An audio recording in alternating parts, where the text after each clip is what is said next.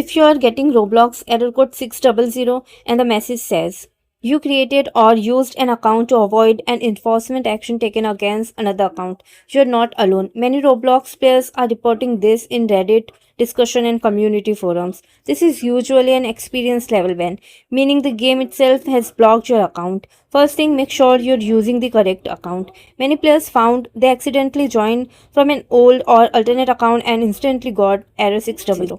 Next, clear Roblox cache. Press Windows plus R and type %local update open the Roblox folder, then delete the cache and logs folders. Now restart Roblox and try joining again.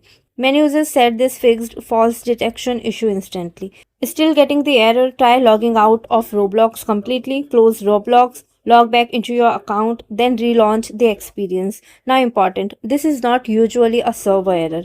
According to most upvoted community replies, Roblox support often cannot remove this type of ban because it was issued by the game's moderators. So if you believe the ban is a mistake, find the game's Discord server, Roblox group or support page, then submit an appeal and explain that you are receiving error 600 and would like the moderation decision reviewed. Many players reported getting unbanned after manual review.